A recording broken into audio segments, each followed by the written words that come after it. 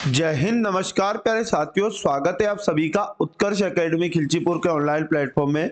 प्यारे साथियों, RPF constable and SI का नोटिफिकेशन जारी हो चुका है। तो प्यारे साथियों, प्रीवियस ईयर का पेपर इस क्लास में हम लोग हल करेंगे। 18 जनवरी 2019 शिफ्ट 1 का जो पेपर हुआ था आरपीएफ कांस्टेबल का, इस क्लास में हम लोग संपूर्ण हल करने वाले हैं। तो सभी साथी पूरी क्लास को अच्छे से आप लोगों को वॉच करना है और सभी प्रश्नों को अच्छे से समझना है। प्यारे साथियों, आज का पहला और इम्पोर्टेंट क्वेश्चन हमारे सामने आ चुका है। एक ट्रेन को एक सिग्नल को पार करने में 39 सेकंड लगते हैं, जो पुल के एक छोर पर है, जिसकी लंबाई 740 मीटर है। यदि ट्रेन को पुल को पार करने में 113 सेकंड लगते हैं तो ट्रेन की लंबाई ज्ञात करो। मतलब दोस्तों, यहाँ पर ट्रेन ने दो चीजों को पार किया, एक तो सिग्नल को पार किया और एक यहाँ पर पुल को पार किया। ऐसे में ट्रेन की लंबाई अपने को नहीं दी है, तो हम क्या करेंगे, माना कि ट्रेन की लंबाई 100 मीटर आपको मान लेना है। अब दोस्तों, आपको एक फॉर्मूले में वैल्यू पुट करना है। मात्र चाल बराबर होता है दूरी बटे समय। चाल बराबर दूरी बटे समय। तो दोस्तों, यहाँ पर दूरी दूरी की जगह आपको पहले केस में ट्रेन के द्वारा एक सिग्नल को पार किया गया, तो ट्रेन ने जब सिग्नल को पार किया तो स्वयं की लंबाई को पार किया। तो दूरी की जगह ट्रेन की लंबाई 100 मीटर लिखेंगे बटे में समय की जगह यहाँ पर दिया है क्वेश्चन में 39 सेकंड में। ठीक है ना, बराबर दूसरे केस में ट्रेन के द्वारा एक पुल को पार किया गया, तो ट्रेन की लंबाई और पुल की लंबाई दोस्तों दोनों जुड़ जाएगी। तो लंबाई की जगह अपन लिखेंगे x प्लस 740 बटे में समय दिया 113 सेकेंड। तो ये दोनों इक्वेशन आपस में क्या हो जाती है, बराबर हो जाती है। अब इनको हल करेंगे तो 113 का गुना क्रॉस मल्टीप्लिकेशन कर लो। 113 का गुना x से होगा तो 113 x बनेगा, और बराबर 39 का गुना x से करेंगे तो 39 x बनेगा, और प्लस 740 का गुना 39 से करेंगे तो हमारे पास 28,860 बनेगा। 28,860 यहाँ पर बनेगा। अब क्या करेंगे, 113 x में से 39 x को माइनस कर देंगे और बराबर में बच जाएगा 28,860। हमें दोस्तों यहाँ पर घटाने पर कितना बचेगा, तो 74x बचेगा यहाँ पर, और बराबर में कितना लिखेंगे, 28,860। x का वैल्यू चाहिए तो हमारे पास ट्रेन की लंबाई आ जाएगी। तो दोस्तों 28,860 और गुने से यहाँ पर 74 इधर आएगा तो भाग में चला जाएगा। 74 का भाग लगा दो तो आपके पास ट्रेन की लंबाई डायरेक्ट निकल के आ जाएगी 390 मीटर। 390 मीटर इस क्वेश्चन का बिल्कुल राइट आंसर बनेगा। ऑप्शन नंबर सी बिल्कुल राइट आंसर है। आई होप दोस्तों क्वेश्चन आपको समझ में आ चुका होगा। बात करते अगले और अति महत्वपूर्ण क्वेश्चन की। नेशनल लेवल टेस्ट में 500 छात्र परीक्षा के लिए उपस्थित हुए। इन छात्रों में से 42% छात्रों को 81 से 100 परसेंटाइल मिले। मतलब देखो, टोटल यहाँ पर 500 छात्र थे, उनका 42% जो स्टूडेंट थे 81 से 100 का परसेंटाइल इनको मिला। तो अपन इनकी संख्या निकालेंगे कैसे, 500 स्टूडेंट हैं और 500 का दोस्तों अपने को 42% निकालना होगा। तो 2 जीरो से 2 जीरो कटेगा, 5 दूनी 10 कैरी 1, 5 चुका 20 और एक कितना हो जाएगा 21। मतलब 210 छात्रों को 81 से 100 परसेंटाइल मिले और 25% छात्रों को 81 से 60% अंक मिले। तो अपन क्या करेंगे दोस्तों, 61 से 80 है ना, 61 से 80% जिनको मिला अंक, उनकी संख्या निकालेंगे। कितनी थी, 500 का 25%, तो तुरंत यहाँ 500 का हमें कितना निकालना है, 25%। तो 2 जीरो से 2 जीरो कटेगा, 25 पंजे 125, मतलब 125 छात्रों को 61 से 80 अंक प्राप्त हुआ है। क्लियर ना। आगे क्वेश्चन ने क्या बोला, यहाँ पर कहा गया कि शेष छात्रों को है ना 41 से 60% अंक मिले। उन छात्रों की संख्या ज्ञात करें जिनके पास 41 से 60% अंक थे। देखो, टोटल छात्रों की संख्या 500 थी। अब 500 में से अगर इन दोनों छात्रों की संख्या हटा दे, 81 से 100 वाले और 61 से 80 वाले, कितने छात्र हटा देना है, 210 और प्लस कितना 125। तो हमारे पास क्या बच जाएगा, 500 माइनस, इनको जब जोड़ेंगे हम लोग तो टोटल कितना बनेगा हमारे पास। तो दोस्तों यहाँ पर टोटल बनेगा 055, 2 में 1 जोड़ा 3 और 1 में 2 जोड़ा 3, तो यहाँ पर 335 को हटा देना। तो दोस्तों यहाँ पर क्या करेंगे, 10 में से 5 गया 5 बचा, और 9 में से 3 गया तो 6 बचा, और यहाँ पर 4 में से 3 गया तो 1 बचा, मतलब 165 छात्र ऐसे हैं जिनको 41 से 60% मिले। ऑप्शन नंबर ए इस क्वेश्चन का बिल्कुल करेक्ट आंसर हो जाएगा। अगला क्वेश्चन हमारे पास है अति महत्वपूर्ण, दो संख्याओं का एलसीएम 156 है और उनका एचसीएफ 12 है। यह देखते हुए कि एक संख्या 12 है, दूसरी संख्या ज्ञात कीजिए। तो दोस्तों जब भी दो संख्याओं की प्रश्न बात करता है तो एक फॉर्मूला होता है कि पहली संख्या इनटू दूसरी संख्या बराबर होता है उनका एलसीएम गुणा उनका एचसीएफ। यहाँ पर वैल्यू पुट करना, तो देखो क्वेश्चन में एलसीएम दिया 156 और उनका एचसीएफ दिया 12। अपने को क्या करना है, एक संख्या बताइए दोस्तों 12 और दूसरी संख्या अपने को लाना है, तो हमें क्या करना है, वैल्यू पुट करना और यहाँ पर दूसरी संख्या का वैल्यू लाएंगे। तो यहाँ पर लिखा 156 इंटू कितना 12 और गुना का 12 इधर भाग में आ जाएगा, तो 12 से 12 कैंसिल आउट होकर दूसरी संख्या 156 हमारे पास बच जाएगी और यही हमारा करेक्ट आंसर हो जाएगा। ऑप्शन नंबर सी इस क्वेश्चन का बिल्कुल सही जवाब है। क्वेश्चन नंबर 89 एग्जाम में पूछा गया था, सरल बनाए। दोस्तों यहाँ पर लिखा 3/5 और उसके बाद में प्लस 1/4, आगे लिखा माइनस 7/20, इसको सरल करना है। तो दोस्तों सिंपली क्या करो, बटे वाले का एलसीएम लेंगे, 5 4 20, इनका एलसीएम 20 आएगा। अब 5 का भाग 20 में 4 बार गया, 4 का गुना 3 से करेंगे, 4 3 12 प्लस 4 का भाग 20 में देंगे 5 बार जाएगा, 5 का गुना 1 से करेंगे 5 माइनस 20 से कम 20 और 1 का गुना 7 में करेंगे 7 हो जाएगा। दोस्तों यहाँ पर 12 में 5 को जोड़ा कितना बनेगा 17, 17 में से 7 घटा के बटे में कितना 20, 17 में 7 गया 10 और 10 बटे कितना आ जाएगा 20। ऑप्शन ऐसा नहीं है, काट लेते इसको, तो 2 से काटेंगे तो 2 पंजे 10, 2 ही दाम होता है 20, मतलब 5/10, तो एक अंक के पहले दशमलव लग जाएगा, 0.5 इस क्वेश्चन का right answer option number B हो जाएगा। अगला और अति महत्वपूर्ण क्वेश्चन है, 2 साल बाद 10% प्रति वर्ष पर एक निश्चित राशि पर चक्रवृद्धि ब्याज और साधारण ब्याज के बीच का अंतर 462 रुपए, निवेश किए गए धन का योग खोजे। मतलब दोस्तों मूलधन बताना है। 2 वर्ष की अगर क्वेश्चन एग्जाम में बात करें और दोस्तों कंपाउंड इंटरेस्ट मतलब चक्रवृद्धि ब्याज और साधारण ब्याज के अंतर की बात करता है, शॉर्टकट याद रखना हमेशा काम आता है। तो इसका शॉर्टकट होता है दोस्तों D बराबर P कोष्टक में R/100 की पावर 2। इसका मतलब ये हुआ D फॉर आपको अंतर मानना है, अंतर की बात की जाती है, P फॉर प्रिंसिपल मतलब मूलधन अपना आ जाएगा और यहाँ पर R फॉर रेट मतलब दर अपने को लिखना है। अब दोस्तों ये 2 साल के लिए ही काम करता है, याद रखना। डिफरेंस दिया है क्वेश्चन में 462 और बराबर मूलधन हमसे पूछा है।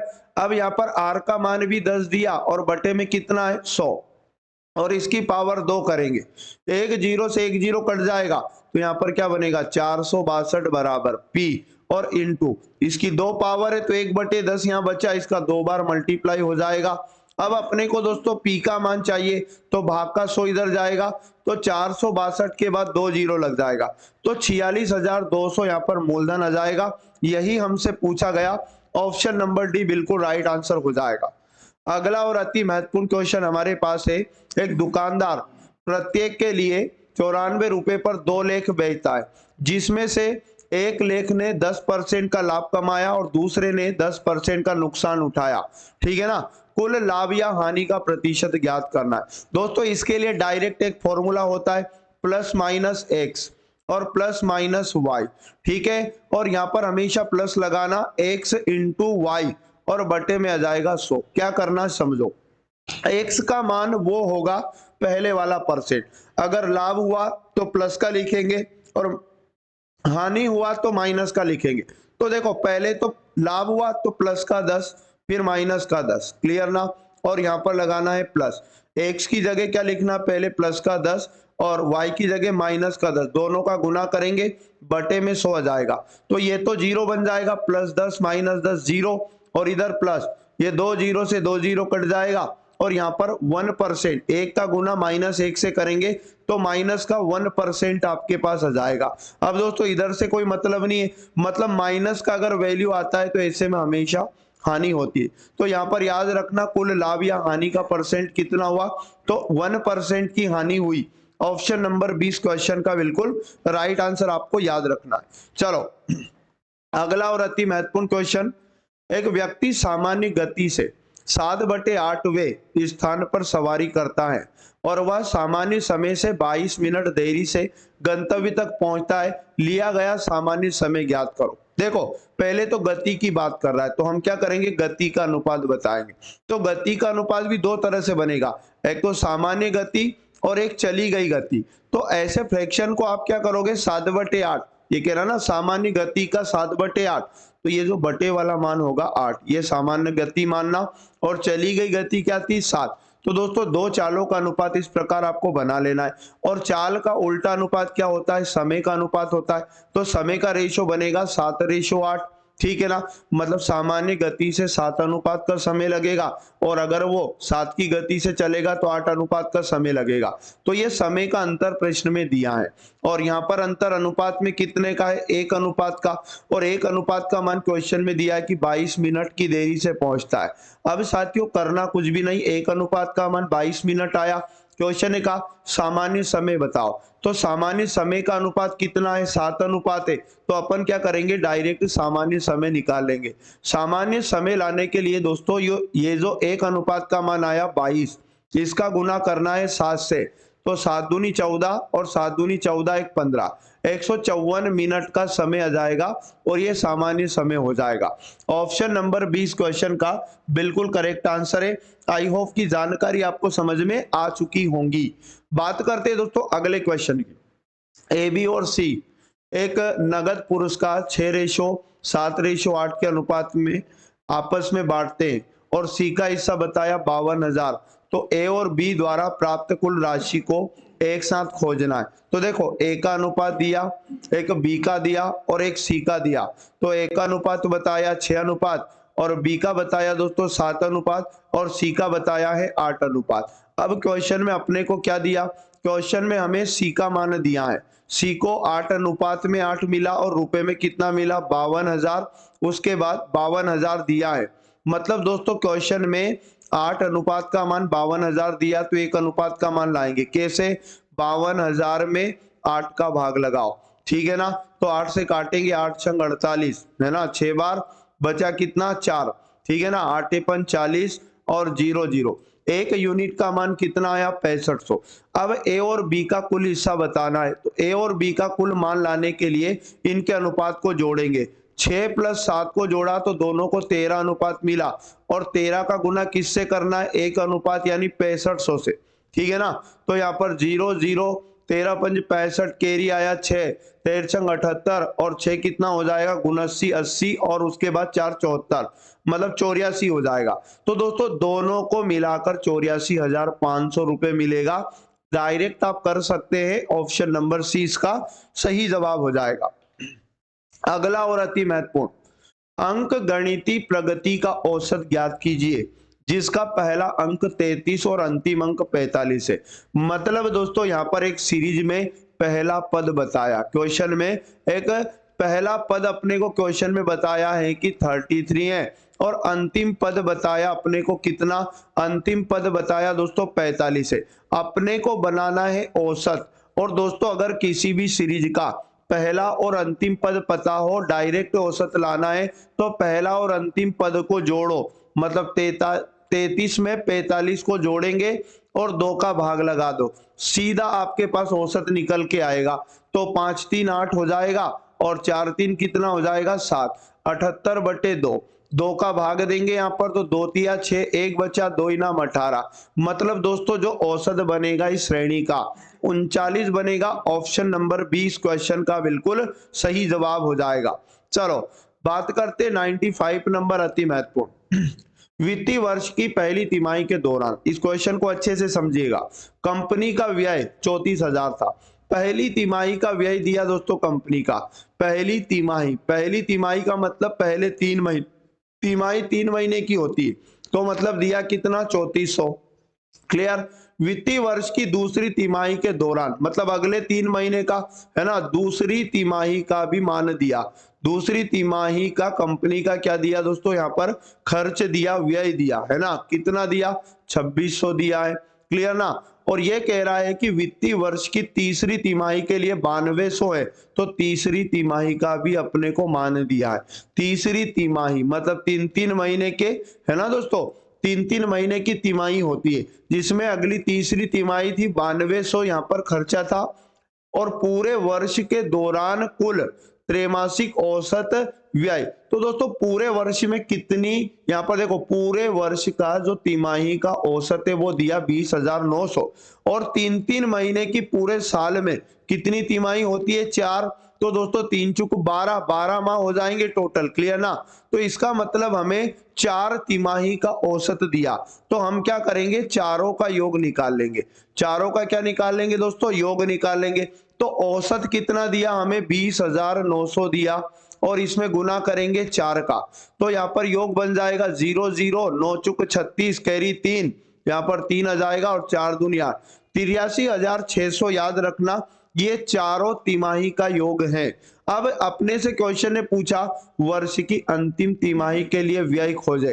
अंतिम तिमाही का लाना है, मतलब दोस्तों पहली 3 तिमाहियों का योग कर लो, पहले इन 3 का जोड़ लो, तो यहाँ पर कितना बनेगा, 0 0 सब 0, यहाँ पर पुनः 0 0, तो एक और 0 बनेगा, 6 4 10 और 2 12 के 2 कैरी 1, 9 2 11, 11 3 14 और एक हासिल का 15, तो 15,200 3 तिमाहियों का योग बना। अपने को क्वेश्चन में कहा गया अंतिम तिमाही का बताओ, तो अंतिम तिमाही लाने के लिए क्या करेंगे, चारों तिमाही के योग में से 3 तिमाही का योग घटा दो, मतलब 83,600 में से माइनस करना है 15,200 को, तो यहाँ पर 0 0 0 बचेगा, 0 में से 0 गया, फिर 0 बचेगा, 6 में से 2 गया दोस्तों, 4 बचेगा, यहाँ पर 13 में से 5 गया, 8 बचेगा, और यहाँ पर 7 में से 1 जाएगा, कितना बचेगा, 6।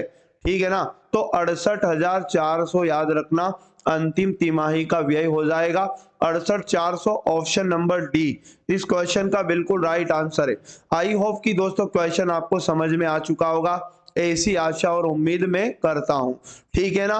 अगला और 96 नंबर, एक दुकानदार ने RS 515 की दर से एक लेख खरीदा और 618 रुपए की दर से बेचा, दुकानदार द्वारा अर्जित लाभ का परसेंट बताना है। देखो प्रश्न में एक तो क्रय मूल्य दिया, कितना दिया, 515, और क्वेश्चन में दोस्तों हमें विक्रय मूल्य भी दिया, और कितना दिया, 618। तो अपने को डेफिनेटली पता चल चुका है कि लाभ हुआ, और कितने का लाभ हुआ, तो हमें लाभ लाने के लिए विक्रय मूल्य यानी 618 में से 515 को घटा लेना है, तो लाभ आ जाएगा, 8 में से 5 गया, 3 बचा, 11 में से मतलब यहाँ पर 1 में से 1 गया 0, 6 में से 5 गया है, 103 रुपए का क्या हुआ, लाभ हुआ। क्वेश्चन में कहा लाभ का परसेंट बताओ, और लाभ परसेंट बराबर क्या होता है, लाभ बटे क्रय मूल्य, यानी कि यहाँ पर लिखेंगे अपन 103, और बटे में क्रय मूल्य कितना है 515, और गुना करेंगे दोस्तों 100 का, तो सीधा लाभ का परसेंट आ जाएगा। अब इनको डिवाइड करो 3 से दोस्तों, यहाँ पर ये 5 बार नीचे वाला कट जाएगा, मतलब 103 का भाग 515 में 5 बार जाएगा, और 5 से 100 को काटेंगे तो 20% का क्या हो जाएगा, लाभ। ऑप्शन नंबर डी इस क्वेश्चन का बिल्कुल राइट आंसर है। ठीक है, चलो बात करते हैं अगले क्वेश्चन की। अगला और आईएमपी क्वेश्चन आपके सामने दोस्तों, यहाँ पर देखो क्वेश्चन में लिखा x का मान याद करो, और दिया क्या प्रश्न में, x क्यूब, और भागित का मतलब बट्टे में 11, और बराबर 900 कितना दिया दोस्तों, 68 दिया। तो सबसे आसान तरीका बताता हूं मैं आप लोगों को। इसके लिए सबसे आसान तरीका यह है कि इस 968 के भी फैक्टर कर लो। पहले तो अपन क्या करेंगे, इसको ये 8 से कट जाएगा, तो देखो 8 एकम 8, 8 दूनी 16, और 8 एकम 8 गुना 8, मतलब 121 गुना 8 करो, और भाग का 11 गुना में आ जाएगा। बात को समझना, 121 के फैक्टर क्या होते हैं, 11 गुना 11 121 होता है। ठीक है ना। और यहाँ पर दोस्तों गुना में 8 ऐसा ही लिख लो, गुना 11। अपने को x का मान चाहिए, तो ये क्यूब हटेगा तो इधर क्या लग जाएगा, क्यूब रूट लग जाएगा। ठीक है ना। अब सिंपली क्या करना है, जो 3-3 के जोड़े में वो एक बाहर आ जाएगा, क्योंकि क्यूब रूट निकालना है, तो यहाँ से 11 बाहर आ जाएगा। और 8 किसका क्यूब होता है दोस्तों, 2 का, तो 2 बाहर हो जाएगा। तो x का वैल्यू कितना बनेगा, 11 गुना 2, 11 दूनी कितना होता है 22। राइट आंसर बन जाएगा option number D. I hope question आपको समझ में आ गया होगा। क्वेश्चन नंबर 98 दिया कि बी सी से दुगना कुशल है, ए बी से दुगना कुशल है, यदि उन्हें एक साथ 94,842 रुपए के वेतन के साथ भुगतान किया जाता है तो ए को प्राप्त होने वाला वेतन बताओ। क्वेश्चन में नाम आया ए बी सी का, और जो दोस्तों बी है वो सी से 2 गुना कुशल है, मतलब सी को 1 अनुपात मानो, और बी 2 गुना हो जाएगा, मतलब यहाँ पर 1 का 2 गुना 2 हो जाएगा। और यहाँ पर एक के बारे में बोला गया कि ए बी से भी दुगना कुशल रहेगा, तो बी 2 अनुपात है, तो 2 का दुगना कितना हो जाएगा 4। अब ये दोस्तों याद रखना, इनका जो वेतन है वो इसी अनुपात में बांटा जाएगा। क्लियर ना। तो यहाँ पर दोस्तों इनका योग करेंगे तो 4 2 6 और 1 7, मतलब हमें क्वेश्चन में 7 अनुपात का मान दिया है और वो दिया है 94,842। हम क्या करेंगे, यहाँ से 1 अनुपात का मान लाने के लिए 94,842 में भाग देंगे 7 का। और दोस्तों क्वेश्चन ने कहा ए को प्राप्त होने वाला वेतन बताओ, तो ए का मान लाने के लिए जो 1 अनुपात का मान बनेगा इसका गुना अपने को 4 से करना है। तो दोस्तों जब आप 4 का गुना है ना 94,842 से करेंगे, इन दोनों का गुना और 7 का भाग देंगे तो आपका उत्तर आएगा दशमलव में 54,195। दोस्तों यहाँ बनेगा 54,195 और दशमलव में 4 2। क्लियर ना। तो यही राइट आंसर आ जाएगा और यही ए का हिस्सा रहेगा। इसके ऑप्शन दोस्तों रॉन्ग थे। ठीक है ना। तो आई होप जानकारी आपको समझ में आ गई होगी। बात करते हैं 99 नंबर की, और 99 नंबर में लिखा कि x बराबर है ना 0.47 फिर 444 का भिन्नात्मक मान ज्ञात करें। इसका मतलब आपको समझ में आ चुका होगा कि 0.4 है ना, उसके बाद 7 आगे लिखा दोस्तों 444, इसका मतलब 4 का अनंत टाइम तक रिपीटेशन हो रहा है। तो ऐसे केस में हम लोग बार लगा लेते हैं, तो 0.47 और यहाँ पर 4 पे वापस क्या लगा लेते, बार लगा लेते। ठीक है ना। अब देखो ये बार हटाना है, बस बार को हटाना है तो कैसे, x बराबर दशमलव, देखो जितने अंकों पर बार होती है दशमलव के बाद बटे में उतने 9 आते हैं। तो दोस्तों 4 पे 1 अंक पे बार है, बटे में 1 9, और जितने अंकों पर बार नहीं है उतने 9 के बाद 0 आते।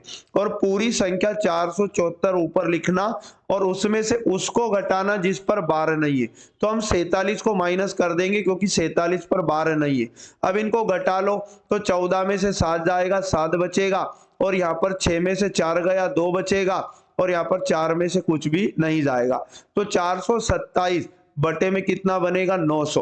और क्वेश्चन ने भी यही पूछा भिन्नात्मक मान बताओ, तो 427 बटे 900 इस क्वेश्चन का right answer option number A हो जाएगा। दोस्तों अगला और अति महत्वपूर्ण क्वेश्चन IMP, याद रखना समकोण त्रिभुज का क्षेत्रफल ज्ञात करो जिसका कर्ण दिया है और आधार दिया है।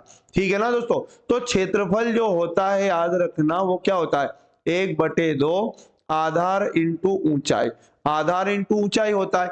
आधार दिया 72 और समकोण त्रिभुज की जो ऊंचाई होती है दोस्तों उसका लंब होता है। क्या होता है, लंब होता है।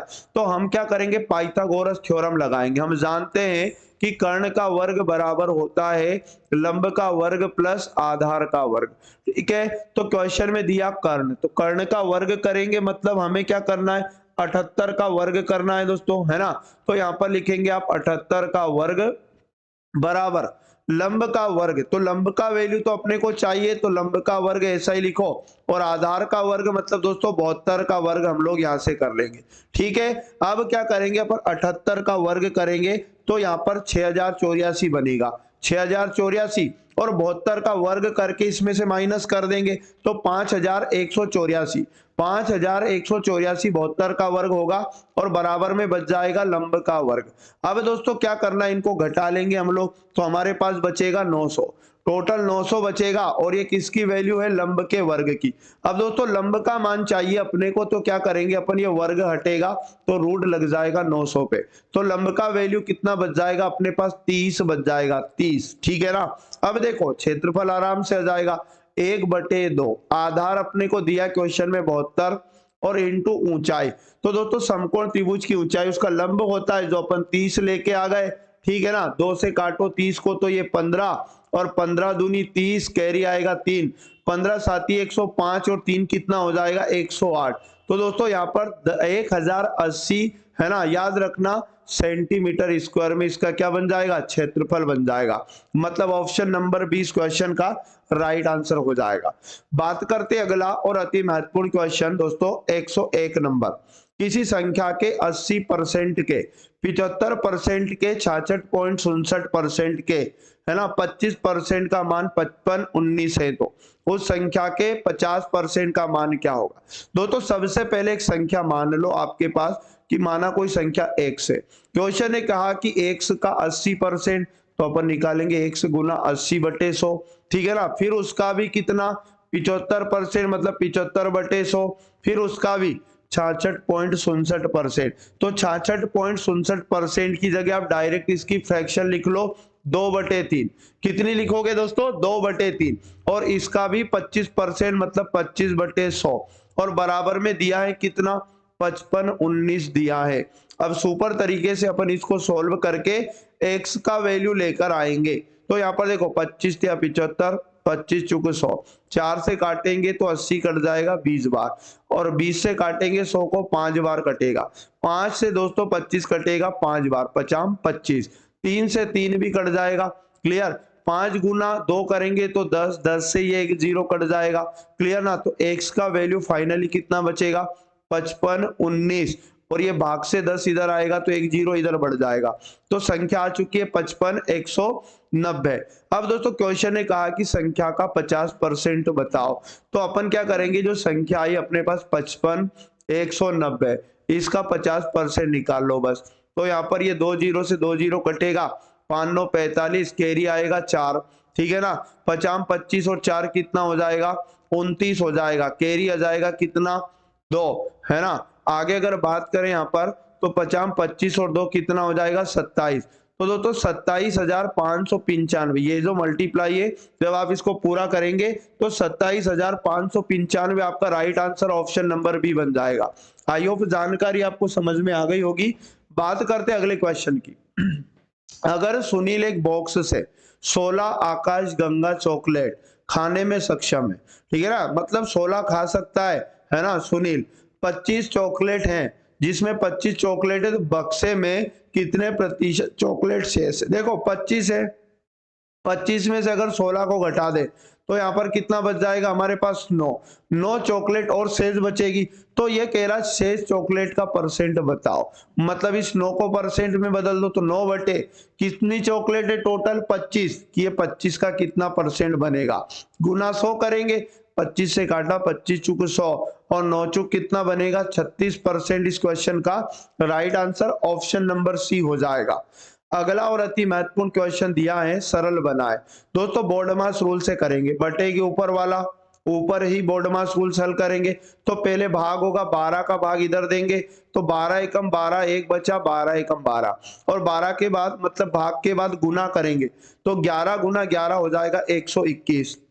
आगे क्या लिखा प्लस, और इसमें 11 जोड़ देंगे तो यहाँ पर कितना बन जाएगा अपने पास 132 बन जाएगा, ठीक है। और बटे के नीचे भी बोर्ड मास से पहले भाग देंगे तो 9 का भाग देंगे, 9 एकम 9, 9 दूनी 18, और 12 में से 1 जाएगा, 12 में से 1 जाएगा दोस्तों तो कितना बचेगा 11 बचेगा। अब अपने पास बटे के ऊपर 132 बचा, बटे में 11 बचा, 11 का भाग देंगे दोस्तों 11 एकम 11, ठीक है ना, 2 बचा, 11 दूनी 22, मतलब इस क्वेश्चन का राइट आंसर 12 बनेगा। ऑप्शन नंबर सी बिल्कुल सही जवाब है। अगला और अति महत्वपूर्ण क्वेश्चन है हमारे पास, दूध की कीमत 25 रुपए से बढ़कर 28 रुपए कर दी गई, है ना, मूल्य में प्रतिशत वृद्धि बताओ। देखो 25 रुपया मूल्य था दूध का, बढ़कर 28 हो गया, डेफिनेटली वृद्धि कितने की हुई, आप कहेंगे सर वृद्धि हुई 3 की, है ना। तो वृद्धि का डायरेक्ट परसेंट निकाल लो, 3 की किस पर हुई 25 पर, और गुना में 100 करोगे परसेंट में चेंज हो जाएगा। 25 से काटेंगे 25 चुक 100, 4 गुना 3 कितना हो जाएगा 12%। तो 12% की वृद्धि हो जाएगी। ऑप्शन नंबर ए इस क्वेश्चन का बिल्कुल राइट आंसर बन जाएगा। अगला क्वेश्चन हमारे पास दिया है, यदि एक कॉन्फ्रेंस हॉल का आयतन दिया है, आयतन क्या होता है दोस्तों, लंबाई इंटू चौड़ाई इंटू ऊंचाई। क्वेश्चन में दिया है अपने को 3808 है ना मीटर क्यूब, और फर्श का क्षेत्रफल दिया, मतलब दोस्तों उसकी लंबाई इंटू चौड़ाई। क्षेत्रफल का फॉर्मूला लंबाई इंटू चौड़ाई होता है, ठीक है ना। इसका मान दिया 224। बात समझ रहे हैं आप लोग, 224। अब दोस्तों करना क्या है, देखो लंबाई चौड़ाई और ऊंचाई का मान दिया, लंबाई और चौड़ाई का मान भी दिया। तो ऊंचाई का मान लाने के लिए क्या करेंगे, लंबाई चौड़ाई का भाग अपन लंबाई चौड़ाई ऊंचाई में देंगे। तो लंबाई चौड़ाई से लंबाई चौड़ाई कट जाएगी और ऊंचाई का मान बच जाएगा, मतलब डायरेक्ट ऊंचाई लाने के लिए 3808 है ना में भाग देना है 224 का, ठीक है ना। तो यहाँ पर 4 से भी आप इसको काट सकते हैं, मतलब इसको जब पूरा काटेंगे तो आपके पास ऊंचाई आ जाएगी दोस्तों, और वो आ जाएगी सीधा 17 मीटर। 17 मीटर इस क्वेश्चन का right answer option number D हो जाएगा। क्वेश्चन नंबर 106 हमारे पास है। एक स्कूल के बच्चे ने 3 अलग अलग प्रकार के पेन खरीदे और उनकी संख्या का अनुपात क्वेश्चन में बताया। पहली प्रकार के 7 पेन खरीदे, दूसरी प्रकार के 6 खरीदे, तीसरी प्रकार के 5 खरीदे। अब दोस्तों इनकी कीमत का मान भी अपने को बताया और कुल खर्चा बताया। तो हम क्या करेंगे, इनकी कीमत का गुना इनकी संख्या के अनुपात से करेंगे। तो दोस्तों यहाँ पर कितना हो जाएगा, यहाँ पर 7 का गुना तो 5 से होगा अनुपात, यहाँ पर 10 का गुना 6 से करेंगे, 10 गुना 6 करेंगे और यहाँ पर 15 गुना 5 करेंगे। तो ये दोस्तों जो आएगा इनकी कीमत का अनुपात आ जाएगा, ठीक है।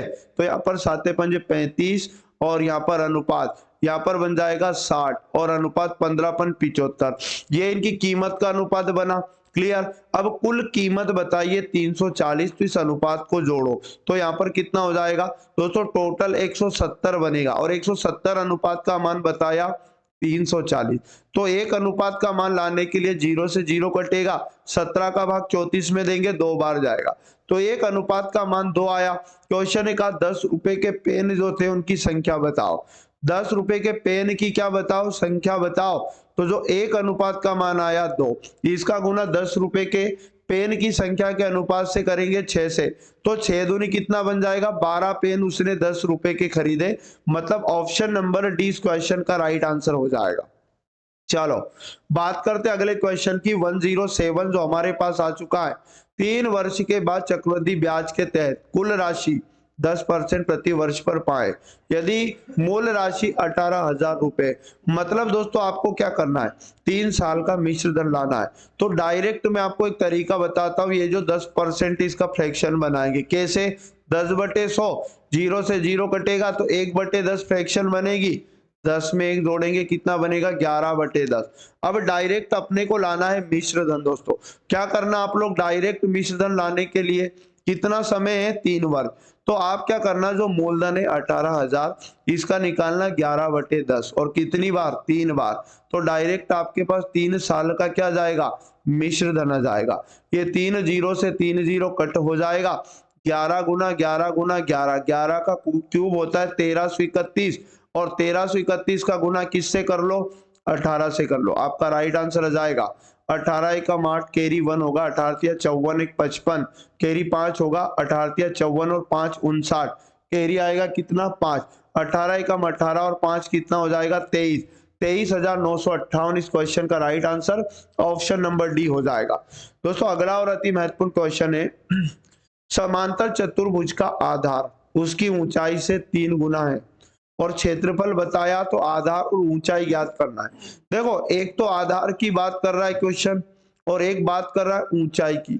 तो जो आधार रहेगा ऊंचाई से 3 गुना रहेगा, ऊंचाई 100 होगी तो आधार 3 गुना हो जाएगा, मतलब 3x हो जाएगा। अब दोस्तों इसके क्षेत्रफल की क्वेश्चन बात कर रहा है, तो क्षेत्रफल का फॉर्मूला होता है आधार इंटू ऊंचाई, आधार इंटू ऊंचाई। तो दोस्तों क्या करेंगे, क्षेत्रफल की जगह 588 लिखेंगे बराबर, आधार की जगह अपने को लिखना है 3x इंटू ऊंचाई की जगह 1x।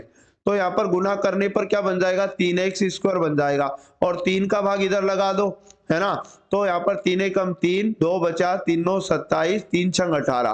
तो x वर्ग का मान 196 आया, तो x का मान कितना जाएगा, वर्ग हटेगा √196, ठीक है ना। तो दोस्तों x का वैल्यू हो जाएगा 14, क्या जाएगा, 14 का वर्ग 196 होता है। क्वेश्चन ने कहा कि उसका आधार बताओ, तो आधार कितना माना था अपन ने, आधार 3x माना था, तो दोस्तों 3 का गुना x के मान यानी 14 से करेंगे तो 42 आधार आ जाएगा। और ऊंचाई की बात करें दोस्तों तो ऊंचाई हमने x मानी थी और x का मान कितना आया 14, तो 42 और 14 इसका आधार और ऊंचाई आ जाएगी 42 14। Option number D correct answer हो जाएगा। अगला और इंपॉर्टेंट क्वेश्चन हमारे पास दिया है, ए और बी की उम्र 6:7 के अनुपात में है।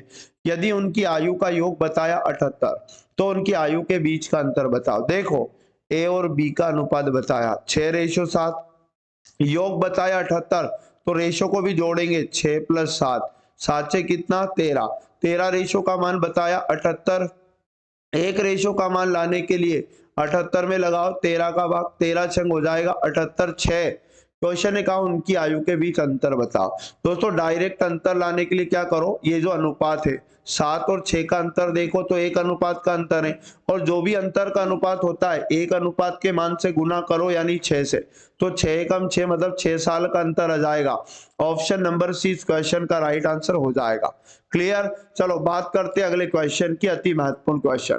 क्वेश्चन में लिखा था दोस्तों 24,795 को 9 से विभाजित करने पर शेषफल क्या होगा। तो डायरेक्ट भी कर सकते हैं अपन कि 24,795 जो लिखा है दोस्तों इसमें हम क्या करेंगे, डायरेक्ट 9 का भाग लगा दो, है ना। तो पहले कितनी बार जाएगा, 9 दूनी 18, 18 को सीधा माइनस करेंगे, 14 में से 8 गया 6 और ये 0, ऊपर से उतारा 7, तो 9 7 63, है ना, 63 आ जाएगा यहाँ पर, और माइनस करेंगे कितना बचेगा, 4 बचेगा, ठीक है ना। ऊपर से उतारा 9, 9 का भाग लगाएंगे, 9 पंजे 45, यहाँ पर 45 आ जाएगा, माइनस करेंगे 4 और 0, ठीक है ना। यहाँ पर उतारा ऊपर से 5, तो फिर 9 पंजे 45, पुनः यहाँ पर 45 आएगा, तो दोस्तों घटाएंगे तो 0 0, मतलब शेषफल कितना आया 0 0।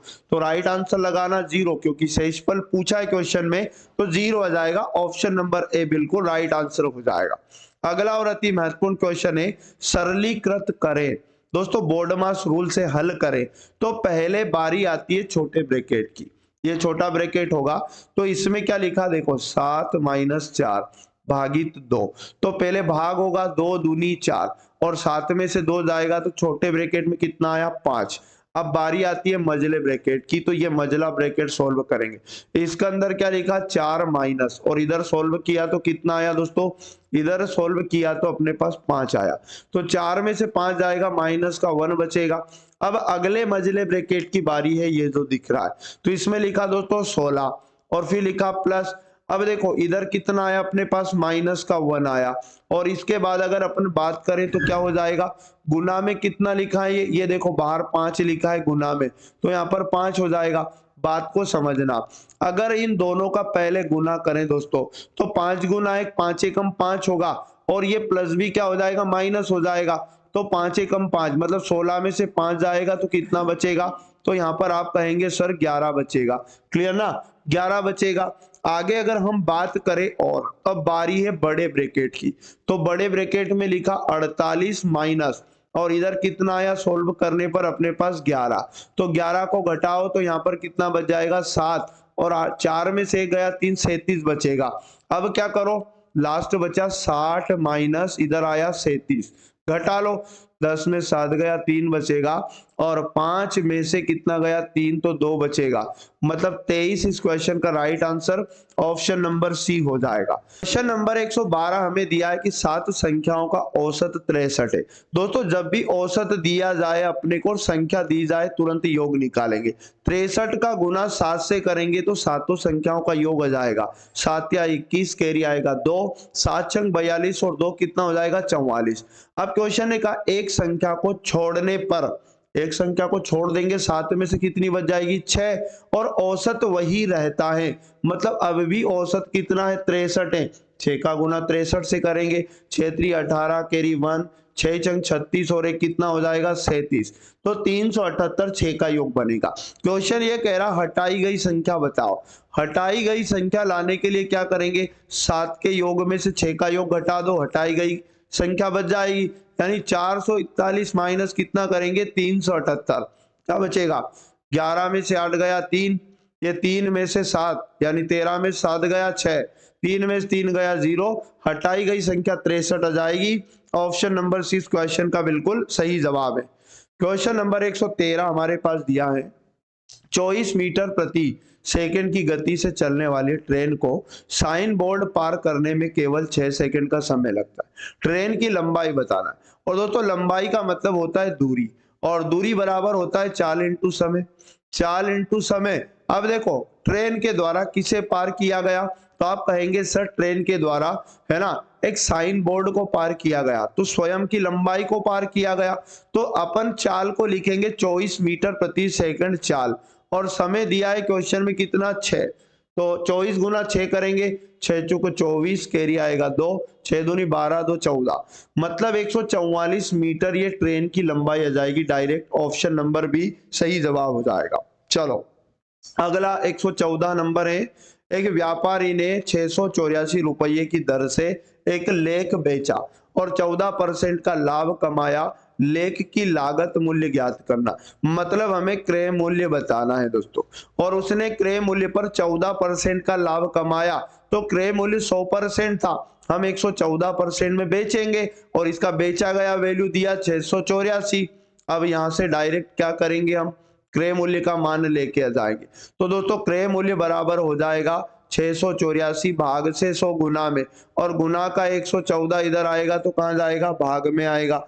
क्लियर ना, इसको काट लेते अपन, है ना, कितने से काटे, यहाँ पर इसको 4 से काटे, कट रहा 4 दूनी 8, नहीं कट रहा, 2 से काटेंगे, 2 पंजे 10 और 2 साथी 14, और यहाँ भी 2 से काटेंगे, 2 तिया 6, और यहाँ पर कितने हो जाएगा, तो 2 चुकू 8 और 2 दूनी 4, 7 छंग 42 और 5 छके 30, 4 34, ये 6 बार कट जाएगा पूरा पूरा, और 6 का गुना 100 से करेंगे दोस्तों, 600 रुपए इसकी मूल लागत बन जाएगी, क्रय मूल्य। ऑप्शन नंबर सी बिल्कुल राइट आंसर हो जाएगा। अगला और आईएमपी क्वेश्चन समझ लेना बहुत अच्छे से, ठीक है। निर्देश, निम्नलिखित बार ग्राफ का अध्ययन करे और इस प्रश्न का उत्तर दे जो निम्न है। कुल व्यय दिया है 100%, 100% का वैल्यू दिया 85,000, क्लियर। खाद्य एफ और घरेलू खर्च एच, ठीक है ना, पर खर्च की गई राशि को एक साथ ढूंढे। मतलब इस बार ग्राफ में क्या दिखाया, ये खर्च दिखाया, है ना दोस्तों। तो अपने को देखो टोटल खर्चा तो दिया 85,000, और 85,000 का अब क्या करेंगे, 85,000 का एफ वाले में खर्चा कितना है, तो एफ का मान देखो यहाँ पर दिया बार ग्राफ में 13, तो अपन क्या करेंगे डायरेक्ट 85,000 का 13% निकालेंगे, तो 2 जीरो से 2 जीरो कटेगा, और 13% जब अपन निकालेंगे यहाँ पर दोस्तों, तो अपने पास 11,050 बन जाएगा। कितना बन जाएगा, 11,050। किस पर खर्चा है दोस्तों, एफ पर, क्लियर। घरेलू खर्च एच का मान निकालो, ये खर्चा एफ का है और अपने को चाहिए एच का, तो टोटल दिया 85,000, और 85,000 का कितना परसेंट अपने को निकालना, एच का खर्च वो है कितना, 17, तो यहाँ पर निकालो 17%। 2 जीरो से 2 जीरो काटना, 17 का गुना 850 से करेंगे, 14,450 आ जाएगा, 14,450 दोस्तों, क्लियर। अब क्वेश्चन ने क्या कहा कि भाई कुल खर्चा बताओ, कुल खर्च बताओ इन पर, तो एफ का मान प्लस एच का मान जोड़ दो बस, तो 11,050 में जोड़ दो कितना, 14,450 को, तो यहाँ पर बनेगा 0, 5 5 10 की 0, कैरी 1, 4 में एक जोड़ा 5 हो जाएगा, 4 में एक जोड़ेंगे 5 हो जाएगा, मतलब 25,500 इस क्वेश्चन का राइट आंसर बनेगा, option number D. I hope की जानकारी दोस्तों आपको समझ में आ गई होगी, ऐसी आशा और उम्मीद है, ठीक है ना। चलो बात करते अगला 116 नंबर। 116 नंबर में दिया कि यहाँ पर भी कुल व्यय दिया 85,000, और ये कह रहा शिक्षा शुल्क में कितना पैसा जोड़ा जाना चाहिए ताकि यह रेंट आर और घरेलू खर्चों पर खर्च की गई राशि के बराबर हो जाए। तो सबसे पहले आपको क्या करना है, घरेलू खर्चों, और घरेलू खर्च कौन सा है दोस्तों यहाँ पर, है ना, तो हाउस होल्ड एक्सपेंस, मतलब यहाँ पर एच वाले का मान अपने को चाहिए, है ना। घरेलू खर्च का मतलब एच का मान लेके आओ, तो क्या करेंगे 85,000, अपने को जो टोटल खर्चा दिया इसका कितना निकालेंगे, घरेलू खर्च मतलब एच का मान, तो ये कितना हो जाएगा, 17% निकालो, तो गुना में 17 और बटे में कितना 100, गुना करेंगे दोनों का, ये 2 जीरो से 2 जीरो काट के 850 का गुना करेंगे 14,450, अभी भी आया था पीछे, क्लियर। अब क्या करेंगे दोस्तों, शिक्षा पर खर्च, क्वेश्चन कह रहा ना शिक्षा शुल्क, तो शिक्षा शुल्क कौन सा हो जाएगा दोस्तों, ई वाला कॉलम हो जाएगा। देखो ई में दिया है यहाँ पर एजुकेशनल फी, ठीक है ना। तो ई वाला कितना दिया यहाँ पर 19%। तो अपन क्या करेंगे एजुकेशनल वाला लाने के लिए, ठीक है ना, क्या करेंगे 85,000 का डायरेक्ट निकालेंगे कितना 19%। तो शिक्षा पर खर्चा आ जाएगा 2 जीरो से 2 जीरो और 19 का गुणा 850 से करेंगे 16,150 आ जाएगा, 16,150 आ जाएगा। क्लियर। अब क्वेश्चन ने ये कहा कि भाई ये कह रहा है कि मतलब बराबर हो जाए, तो देखो एक और अपने को निकालना है R4 है ना, रेंट पर खर्च किया गया, ठीक है ना। रेंट का भी यहाँ पर बोला, देखो ये रेंट और घरेलू खर्चों पर की गई राशि के बराबर हो जाए। तो रेंट का निकालेंगे, मतलब रेंट वाला क्या है R, तो R का मान कितना दिया 14%। तो R का वैल्यू भी निकाल लो यहाँ से 85,000 का है ना 14% निकालेंगे दोस्तों, कितना हो जाएगा 2 जीरो से 2 जीरो कटेगा, 14 का गुना इधर करेंगे तो 11,900 हो जाएगा दोस्तों, 11,000 कितना हो जाएगा 900 हो जाएगा, ठीक है ना। अब क्वेश्चन का कहना यह है कि इन तीनों खर्चों में कितना और जोड़ा जाए, कितना और जोड़ा जाना चाहिए जिससे किसके बराबर हो जाए दोस्तों यहाँ पर। तो याद रखना है तीनों में कितना जोड़ा जाए। तो यहाँ पर देखो आपको क्या करना है, यहाँ पर ये बोला गया कि दोनों में, ये जो शुरू वाले दोनों, देखो शिक्षा शुल्क में कितना पैसा जोड़ा जाना चाहिए ताकि यार रेंट और घरेलू खर्च पर की गई राशि के, एक तो देखो शिक्षा खर्च मतलब एजुकेशन वाले में कितना जोड़ा जाए, तो 16,150 में जोड़ने की बात कर रहा है। तो 16,150 में मान लिया जाए कि 100 रुपया जोड़ा जाए, तो ये किसके बराबर हो जाए, यहाँ पर एच और आर के योग के बराबर हो जाए। मतलब दोस्तों यहाँ योग करेंगे 14,450 और प्लस कितना 11,900 का योग करना है। बस यहाँ से अपने को क्या करना है, एक्स का वैल्यू लेके आना। तो पहले इन दोनों को जोड़ लो, तो यहाँ पर 0 0 और यहाँ पर 0 में 5 जोड़ा 5 बनेगा, यहाँ पर 9 में 4 जोड़ा 13 का 3 कैरी 1, 1 और 4 5 और 1 6 हो जाएगा, और यहाँ पर हो जाएगा 1 और 1 कितना 2, 26,350। इसमें से इधर वाला घटा दो, ये 16,150, तो यहाँ 16,150 को क्या करो घटा दो, जिससे आ जाएगा हमारे पास कि यहाँ पर एजुकेशन में कितना और जोड़ा जाए, तो इसके बराबर हो जाए दोनों के, मतलब ये कहना था। तो यहाँ 0 बचेगा, 5 में से 5 गया 0 बचेगा, 3 में से 1 गया दोस्तों 2 बचेगा, और यहाँ पर 6 में से 6 गया 0 बचेगा, 2 में से 1 गया तो कितना बचा 1 बचा, मतलब 10,200 रुपए जोड़ा जाए। ऑप्शन नंबर सी इस क्वेश्चन का बिल्कुल सही जवाब है। आई होप की जानकारी आपको समझ में आ गई होगी। अगला और अति महत्वपूर्ण क्वेश्चन है दोस्तों, निम्नलिखित में से कौन सी संख्या 15 से विभाज्य, और कोई भी दुनिया का नंबर अगर 15 से डिवाइड होता है तो वो 3 से भी कटता है और वो 5 से भी कटता है। मतलब दोस्तों उस संख्या में 3 से डिवाइड होने का रूल और 5 से डिवाइड होने का रूल दोनों लगना चाहिए। अब देखना 5 से विभाजित होने की शर्त क्या है, कोई भी संख्या 5 से डिवाइड तब होती है जब उसका इकाई अंक या तो 0 हो या 5 हो, तभी वो 5 से डिवाइड होगी। तो पहला ऑप्शन 5 से नहीं कटता है, मतलब ये 15 से नहीं कटेगा। ऑप्शन नंबर बी भी 5 से नहीं कटता है क्योंकि इकाई अंक यहाँ 4 है और यहाँ 3 है, और यहाँ इकाई अंक 6, मतलब ये भी 5 से नहीं कटेगा। तो ऑप्शन नंबर डी 5 से कटेगा। अब जब ये 5 से कटेगा तो 3 से भी कटेगा। 3 का रूल क्या होता है दोस्तों, अंकों का योग, 6 4 10, 10 3 13, 13 5 18, अंकों का योग अगर 3 से कट जाए तो पूरी संख्या 3 से कटती है। मतलब ये जो ऑप्शन नंबर डी है दोस्तों, ये 5 से भी कटता है और किससे भी कटता है, 5 से भी कटता है दोस्तों और 3 से भी कटता है। तो डी वाला राइट आंसर हो जाएगा, 15 से भी विभाजित हो जाएगा। 118 नंबर, फिर से दोस्तों अपने को कुल व्यय दिया इसमें, ये है ना, किराया आर, शैक्षिक शुल्क ई और परिवहन टी पर खर्च की गई राशि को टोटल कितना है ये ढूंढना है। तो दोस्तों अपने को पता है कि 85,000 अपने को टोटल खर्चा है। इसका अगर अपन आर का वैल्यू लाना चाहते हैं, आर का, तो यहाँ चेक करो आर कितना दिया, 14% निकालेंगे, तो आप निकालो 14/100 और यहाँ 2 जीरो से 2 जीरो काट के क्या करेंगे गुना, तो 11,900 आ जाएगा डायरेक्ट। क्लियर। अब देखो क्वेश्चन कह रहा ई एजुकेशन, ई पर खर्चा कितना है 85,000 का, चेक करो यहाँ पर ई पर कितना है 19%, तो अपन डायरेक्ट 19% निकालेंगे, 2 जीरो से 2 जीरो कट जाएगा, 19 का गुणा 850 से करेंगे 16,150 आ जाएगा, 16,150 आ जाएगा। अब क्वेश्चन ने कहा टी पर भी खर्चा, टी पर कितना वैल्यू है टोटल 85,000 का और निकालो टी पर कितना, यहाँ चेक करो 15%, देखो तो आप डायरेक्ट 15% निकालना, 2 जीरो से 2 जीरो कटेगा और 15 का गुना 850 से करेंगे 12750 आ जाएगा, 12750।